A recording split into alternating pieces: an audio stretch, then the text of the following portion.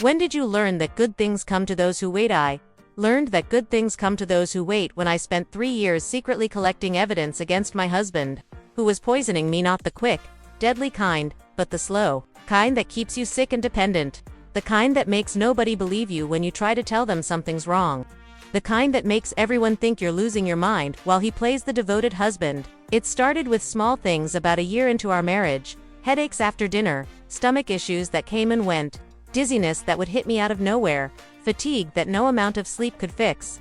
At first, I thought maybe it was stress, or some weird virus, but it kept getting worse. Doctors kept saying anxiety, IBS, or maybe it's just in your head. Austin would hold my hand during appointments, so concerned, telling them how worried he was about me. How sometimes I'd get confused, paranoid even. How he had to manage all our finances now because my brain fog got so bad. I'd been with Austin for 7 years, married for 4. Everyone thought he was perfect, handsome, successful, patient. They'd say how lucky I was to have someone who took care of me when I was sick, managed everything when I couldn't. Our friends would comment on how he never complained, how he'd cancel plans to stay home with me when I wasn't feeling well. What a saint, they'd say. What a perfect husband. But something felt wrong. When he wasn't home, I'd feel better, like physically better. When he traveled for work, I'd actually improve. My headaches would fade, my stomach would settle. Then he'd come back, and within days, I'd be dizzy, weak, forgetting conversations we supposedly had, losing hours like my brain just turned off, waking up groggy when I didn't remember falling asleep. The first time I suspected something, I was in the kitchen and saw him adding something to my tea when he thought I was in the bathroom. I confronted him directly. Big mistake. He recorded the whole thing on his phone, then played it for my mom, his parents, our friends Veda and Justin, me, sounding completely unhinged, accusing my perfect husband of trying to hurt me. You could hear the hysteria in my voice, the desperation, and Austin, so calm, so reasonable, asking me to please just take my medication, reminding me the doctor said these paranoid episodes might happen. Everyone looked at me with this mix of pity and fear. Veda pulled me aside later and whispered, maybe you should listen to Austin. Maybe you do need help. After that, Austin started suggesting I see a psychiatrist, said, maybe you need residential treatment. Kept saying, we need to think about your safety. When I was doubled over from stomach pain, he'd stroke my hair and whisper that he'd always take care of me, no matter what. He'd tell people how challenging it was becoming, but that he'd made vows in sickness and in health, and he'd never abandon me. Everyone admired him, more poor Austin with his sick wife. I knew if I said anything again, he'd use it against me, make me sound crazier, maybe even have me committed. So I waited, watched, started dumping coffee when he wasn't looking, stopped eating anything he prepared. I told him my stomach felt better with bland food, so I'd make separate meals but pretend to eat what he made, then flush it when he wasn't around. I bought activated charcoal tablets and took them secretly when he wasn't home, hid them in a tampon box he'd never check. Slowly, I got stronger, clearer days where I could think straight for the first time in months. That's when I was sure. But I needed proof, not just suspicion, so I turned our guest room into my office, said I needed my own space because my sleep was so disturbed. I started sleeping there most nights, saying his snoring made everything worse. He didn't like it but couldn't argue without seeming controlling to others. I could see the frustration in his eyes, the calculations. I set up a tiny camera, waited months, collecting footage of him coming in at night, checking if I was asleep, adding something to the water bottle I kept by my bed. He'd stand there sometimes, just watching me breathe. Once, I caught him testing my reflexes while I was sleeping, pinching my arm, seeing if I'd wake up. Another time, he held a mirror to my nose, like he was checking if I was still breathing. The look on his face wasn't concern. It was disappointment. Once I had video evidence, I sent samples of my hair to a lab for testing, paying cash, using Veda's address. I saved bits of food he made special for me in labeled containers, hidden in a cooler in my trunk. I documented everything in a journal I kept at Veda's house. Every symptom, every time he gave me food or drinks, every memory lapse. I started taking photos of myself daily, tracking the physical changes, the weight loss, the yellowing skin, the brittle hair. This went on for almost a year. Then another. I played the part, weak wife, getting more forgetful, more dependent. I'd deliberately knock things over sometimes, or forget basic words, mid-conversation when others were around. All while gathering evidence. While he thought I was at therapy appointments, I was meeting with a lawyer. I found out Austin had taken out extra life insurance on me, had been talking to my doctor about my deteriorating mental state, telling colleagues his poor wife was getting early onset dementia. I discovered he'd been researching symptoms of arsenic poisoning, looking up untraceable toxins, had been making jokes to friends about being a widower someday. The third year was the hardest. He started bringing his friend Otto around Murado, who was a pharmacist. They'd whisper together and stop when I entered rooms. I'd catch phrases like build tolerance and might need something stronger. Austin started talking about moving us somewhere quieter, somewhere I could rest properly. Mentioned how his cousin Annie had a lake house we could use remote, peaceful, no one around for miles. He started making plans without consulting me, telling people the move was for my health, bought hiking equipment, fishing gear. Mentioned to Justin how deep the lake was, how easy it would be to disappear there. I knew it was time. I couldn't wait any longer, but going to the police with partial evidence would be his word against mine, the word of a woman everyone believed was mentally ill. My own mother had started talking about guardianship, so I did something desperate, something dangerous. I invited Veta over when Austin was making dinner. I told her I needed her support, that things were getting worse. She'd been my friend since college, before Austin. I hoped somewhere deep down she still trusted me. That night, Austin made his special pasta, the one that always made me violently ill afterward. I switched our plates when he went to answer the door, my heart pounding so hard I thought it might explode. I ate his food. He ate the meal he'd prepared for me. We all sat there, making small talk, while I waited. Veta, oblivious. Austin, smiling that patient smile. Within an hour, he was disoriented, confused, dropping things, slurring his words, while Veta watched in horror. Austin couldn't remember what day it was, couldn't stand properly, kept asking why we were looking at him like that. I pretended to be concerned, called poison control, described his symptoms. They told me to get him to a hospital immediately. Veta was already calling 911, panic in her voice. That's when I put the journal, the video footage, the lab results on the table, showed Veta everything while Austin sat there, still affected by whatever he'd put in my food. I watched her face as she realized everything: the years of gaslighting, the poison, the slow, deliberate attempt to make me disappear while looking like the devoted husband. By the time the ambulance arrived, Veta was holding my hand so tight, it hurt, told the paramedics they needed to test for poison, showed them the food samples. When they asked who had prepared the meal, I pointed to Austin, told them there was more evidence, so much more. The police came to found the bottles in his desk drawer, found more substances in his car, found searches on his computer about inheritance laws, untraceable poisons. How to commit the perfect murder. First update: it's been 21 days since Austin was arrested. They kept him in the hospital for 3 days to treat the poisoning and monitor his system. The doctor said whatever he ingested was a complex mix, mostly heavy metals and some pharmaceutical compounds. One doctor said it was not something anyone could mix up accidentally. I keep thinking about how that could have been me in that hospital bed, how many times it almost was. The police interviewed me for hours, made me go through everything from the beginning. They kept asking why I didn't come forward sooner, why I waited years instead of months. I tried explaining how Austin had systematically isolated me, convinced everyone I was mentally ill, controlled all our finances, monitored my movements. The detective taking notes didn't look convinced until Veta spoke up, told them how Austin would explain away my episodes to everyone, how he'd show videos of me acting crazy at dinner parties as evidence of my deteriorating mental state, how he'd coached all our friends on what to do if I started making accusations. When they searched our house, they found a hidden compartment in his office wall safe. Inside were vials of substances labeled with dates and dosages, a journal with notes about my symptoms after each treatment.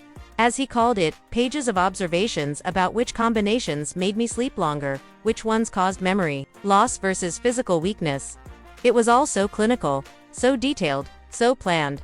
They found research on poisons that mimic natural diseases, printouts about untraceable toxins, a file with info on Annie's house, including underwater topography maps, a waterproof bag with weights. Veta hasn't left my side. She sleeps on my couch now, says she doesn't trust me being alone after everything. She keeps apologizing for not seeing it sooner, for believing him over me. I can't even be angry with her because he fooled everyone. He was so good at it, so believable in his concern, so patient in his execution. Austin's family showed up at the police station, screaming about false accusations. His mother, Sydney, insisted I was the mentally unstable one.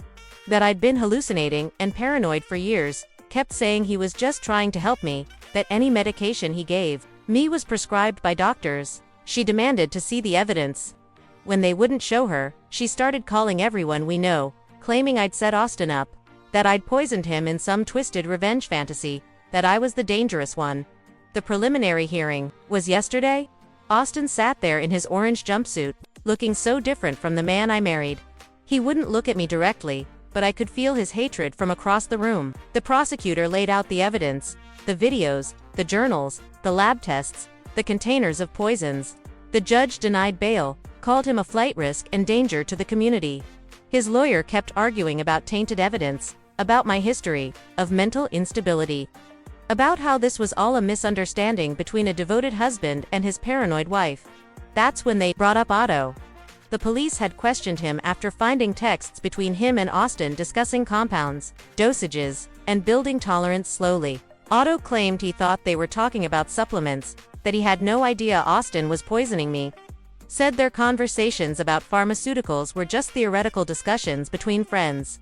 The prosecutor showed evidence that Otto had stolen medications from his pharmacy, had been helping Austin research obscure toxins, had even ordered specialized chemicals using his professional credentials. Otto's out on bail, his pharmacy license suspended pending investigation. His lawyers arguing he was manipulated by Austin, that he never knew the real purpose behind their academic discussions. The thing that terrifies me is how believable Otto's defense sounds, how easily someone could buy that he was just another victim of Austin's manipulation, just like everyone thought I was crazy. They might believe Otto is innocent. My medical tests came back last week. Years of load poisoning has damaged my kidneys. My liver function is compromised.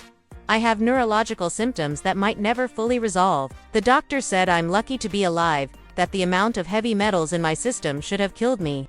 The only reason it didn't is because I started secretly taking those charcoal tablets. Because I stopped actually consuming what he gave me. Because something in me fought to survive even when I didn't fully understand what was happening. Justin finally called yesterday, crying, apologizing for not believing me. He said Austin had convinced him I was having psychotic breaks, that my accusations were part of my illness. Justin admitted Austin had shown him edited versions of our arguments, spliced together to make me look unhinged, while Austin appeared calm and reasonable. He said he feels sick thinking about all the times he encouraged me to listen to Austin and take my medication. Austin's lawyer contacted mine yesterday. They're building a defense around my mental health, claiming I've been suffering from delusional disorder for years. That Austin was administering prescribed medications because I refused to take them voluntarily. They've subpoenaed all my medical records, all my therapy notes. They're trying to paint me as the unstable one who set him up out of paranoid delusions. My lawyer says we need to prepare for them to get really ugly, to twist everything, to make me look crazy. I had a panic attack in the grocery store this morning, just standing there looking at pasta sauce and suddenly couldn't breathe, kept thinking about all those dinners. All those meals he prepared specially for me, all the times I ate what he gave me, trusting him. Veta found me curled up in the aisle, hyperventilating. An employee asked if I needed an ambulance, and I just lost it, screaming that I wasn't crazy, that I wasn't making it up. Sydney called my mother, convinced her that I've had a psychotic break, that the stress of Austin's arrest has pushed me over the edge. My own mother showed up with papers for emergency psychiatric evaluation, stood in my living room telling me she just wants to help, that she's worried about me, that maybe I need some time in a safe place to process everything. Veta had to physically block the door when two men showed up, claiming to be from a psychiatric facility. She had to threaten to call the police before they left. My mother crying that she just wants her daughter back, the one before all this poisoning nonsense started. The financial investigation is another nightmare. Austin had been moving money for years, small amounts into accounts I never knew existed, had been secretly selling off our investments, liquidating assets. The detective handling the financial crimes part says it looks like he was planning to disappear, had been setting up an exit strategy long before I caught him. They found evidence he'd been researching countries without extradition treaties, Had been in contact with someone about new identification documents. Had a go bag hidden in his office with cash. Yesterday, they found a second phone in Austin's car. Contacts I'd never seen. Messages to people I don't know, discussing the plan and timing, and making it look natural. Messages to Otto about increasing dosages and accelerating the timeline. Messages to Logan, a name I'd never heard before, about cleaning up loose ends and handling the Veta situation. The police are trying to locate this Logan person. I can't sleep without seeing Austin standing over my bed, watching me breathe. I can't eat without wondering if there's something in my food. Veta prepares all our meals now, but sometimes, I still can't make myself swallow. I lost another 5 pounds this week. The therapist I'm seeing says it's PTSD. Says, your body is still in survival mode. Says, it might be a long time before you feel safe again. Tomorrow, we have a meeting with the prosecutor. They want me to walk through everything, again, chronologically, want to make sure their case is airtight. My lawyer says they're worried about the mental health angle Austin's team is pushing. Worried a jury might be swayed by the grieving husband narrative, by the idea that he was just trying to help his troubled wife. They need me to be strong, consistent, believable. But how do you convince strangers of something that sounds so unbelievable? How do you prove you're not crazy when someone spent years making everyone think you are? Austin's parents have filed a petition for guardianship over him, claiming he's been unduly influenced by me for years. That I've been mentally abusing him, manipulating him. They're saying he needs protection from me, even while he's in jail. The absolute irony of it would be laughable if it wasn't so terrifying. They've hired a psychiatrist who's prepared to testify that Austin exhibits signs of coercive, control victimhood, that he may have been acting under duress, under my control. The complete inversion of reality is staggering. The police still haven't located Otto. He missed his check-in with his probation officer yesterday. His apartment was cleaned out, his car found abandoned at a bus station. The detective called this morning, saying they're expanding the search. That he's now considered a fugitive. That I should be careful, stay with someone. Report anything suspicious, as if I haven't been doing that for years already. As if my entire existence hasn't become an exercise in hypervigilance. I think about what would have happened if I hadn't waited. If I'd gone to the police earlier with partial evidence, if I'd tried to run without proof, Austin would have found me, would have convinced everyone I was having a breakdown, would have had me committed, or worse, would have taken me to that house, to those deep dark waters, to that weighted waterproof bag. Second update. It's been almost 3 months since my last update. So much has happened, I don't even know where to start. Austin's trial finally began last week. His lawyer keeps referring to my history of mental instability and paranoid tendencies, keeps talking about Austin as this devoted husband pushed to the breaking point by his wife's deteriorating condition. The prosecutor showed the videos I recorded Austin standing over me while I slept, testing if I would wake up, adding substances to my food, my drinks, my medications. The entire courtroom went silent, watching him methodically contaminate my water bottle, then stand there watching, waiting. This look on his face that wasn't concern but something cold. His lawyer tried to argue the videos were taken out of context.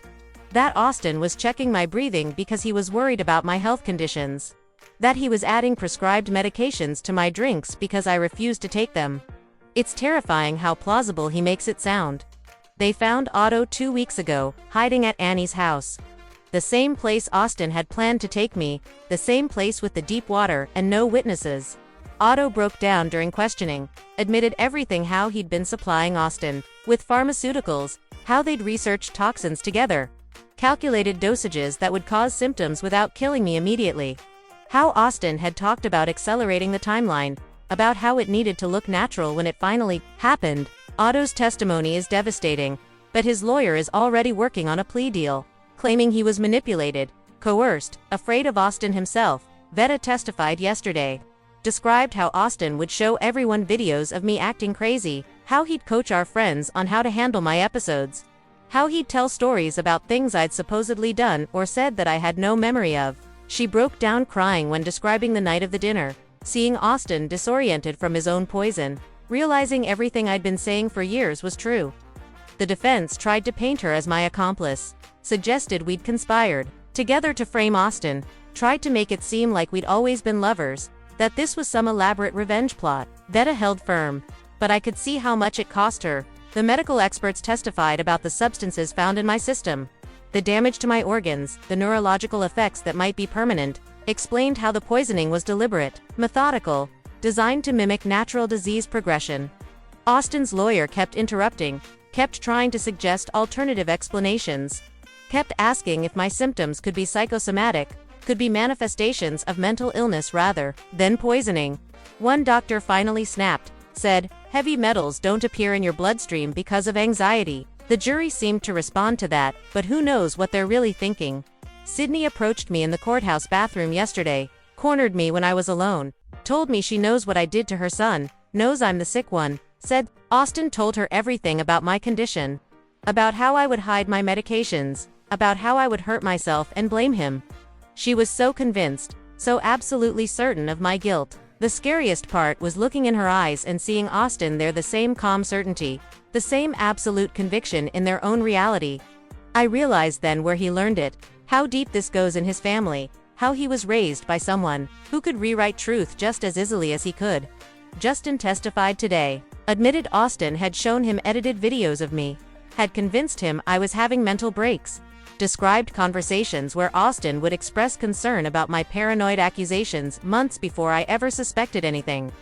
How Austin had been laying groundwork, creating witnesses to my supposed instability long before I started getting sick. The defense tried to discredit him, suggested he was changing his story out of guilt for not believing me sooner, tried to make it seem like he was overcorrecting, like his testimony was unreliable. The financial investigator presented evidence of Austin's planning, the hidden accounts, the liquidated assets, the research on countries without extradition treaties, the go bag with cash and fake identification. The defense tried to spin it as Austin preparing emergency resources in case my condition worsened, suggested he was planning to take me somewhere for specialized treatment, that the cash was because he didn't trust banks after some fraud incident years ago. Again, the explanations sound just plausible enough to create doubt, just reasonable enough to make you question everything you know. They finally located Logan. He was Austin's college roommate, someone I'd never met or even heard mentioned. Logan admitted Austin had approached him about handling a situation with Veta if she became suspicious. Said Austin had offered him money to scare her off if she started asking too many questions. Logan claims he never intended to go through with it, that he was just stringing Austin along. The defense immediately moved to have his testimony excluded, claimed it was hearsay, irrelevant, prejudicial. The judge allowed it but instructed the jury to consider it in context. Whatever that means, my mother still won't speak to me, still believes I'm having some kind of breakdown. Sydney got to her, so completely convinced her that I need help, not justice, that Austin was trying to save me from myself. Veta tried to talk to her, show her the evidence, but my mother just shuts down, says she can't bear to see what I've become, says she's praying for me to find my way back to reality. It's like losing her all over again, like Austin is, still taking pieces of my life away, even from behind bars. The defense brought in their psychiatric expert yesterday. He never examined me, never even met me, but still testified for hours about how my symptoms align with delusional disorder. How people with this condition can construct elaborate conspiracy theories, can misinterpret innocent actions as malicious, can even manipulate others into believing their delusions. Watching this man, who's never spoken a word to me, confidently describe my supposed mental illness to the jury was surreal. Felt like being erased in real time, like my reality was being overwritten right in front of me. Our side brought in experts too, psychiatrists who explained how gaslighting works, how abusers isolate their victims, undermine their perception of reality, create doubt in their own minds, explained how Austin's actions followed the classic pattern of psychological abuse. Veta and I still live together, both too afraid to be alone. She's still the only one who really understands what happened, the only one who saw it with her own eyes, who can confirm I'm not crazy, that it all really happened. Without her, I don't know if I could have survived this. Don't know if I would have had the strength to sit in that courtroom day after day, facing Austin, facing his family, facing all the people who still think I'm making this up. The jury starts deliberation tomorrow. My lawyer says the evidence is strong but warns me not to get my hopes up, says cases like this can be unpredictable, says Austin's performance as the concerned husband is convincing, says we need to prepare for any outcome. Last update: the jury deliberated for 4 days of sitting in that courthouse hallway, jumping every time a door opened. Veta next to me the whole time, holding my hand so tight it hurt. My lawyer kept saying no news is good news, that quick verdicts usually favor the defense, that the longer they talked, the more likely they were actually examining the evidence. Still, by the third day, I was convinced they didn't believe me, convinced Austin's performance had worked. When they finally came back, I couldn't breathe. Then one word: guilty. Guilty on all counts: attempted murder, poisoning, psychological abuse, financial fraud. Guilty, guilty, guilty, guilty. Austin didn't react at first, just sat there staring straight ahead like he hadn't heard. Then his lawyer whispered something, and his face changed for just a second. The mask slipped, and I saw it, pure rage. The real Austin, finally visible to everyone. The sentencing was yesterday. 15 years without possibility of parole. The judge called it one of the most calculated, cruel cases of domestic abuse she'd ever seen. Said the methodical nature of the poisoning, the psychological manipulation, the financial planning all pointed to someone who was a continuing danger to society. Austin finally spoke, claimed he still loved me, that he was only trying to help, that someday I'd understand everything he did was for my own good. The judge cut him off, told him to save his manipulations for his prison therapist. Sydney had to be removed from the courtroom, screaming that I'd ruined her son's life, that I'd manipulated everyone, that someday they'd all see the truth. Security had to physically escort her out as she lunged toward me, still screaming that I was the sick one, the crazy one. Even with all the evidence, all the testimony, she still can't accept what her son did. Still can't see him as anything but the victim in all this. Otto got 8 years with possibility of parole after 3. Part of his plea deal for testifying against Austin. Logan got probation for coming forward about the plans to intimidate Veta. Justin sent flowers to my apartment, but I haven't responded. I still don't know how to feel about everyone who didn't believe me, who thought I was imagining everything, who watched me deteriorating and sided with Austin anyway. My mother finally called last week. Didn't exactly apologize but said she'd been doing a lot of thinking, a lot of remembering, said there were signs she'd missed years ago, things Austin would say or do that seemed off but that she'd dismissed. She asked if we could talk. Sometime, I said, maybe someday. I don't know if I'll ever fully trust her again. Don't know if that relationship can be repaired. Veta says I should try. Says family is important, but Veta doesn't understand that my mother chose Austin over me. Chose to believe I was crazy rather than believe I was being poisoned. Some betrayals cut too deep for simple forgiveness. We're moving next month, Veta and me, somewhere new, somewhere without memories. She's become my family through all this. The one person who saw the truth when it was right in front of her, who believed me when it mattered most, who stood by me through the investigation, the trial, the endless questioning of my sanity. We're not running away, just starting over. They say good things come to those who wait. I waited 3 years to be free, 3 years to be believed, 3 years to reclaim my mind, my body, my truth. The waiting nearly killed me, but in the end, it saved me.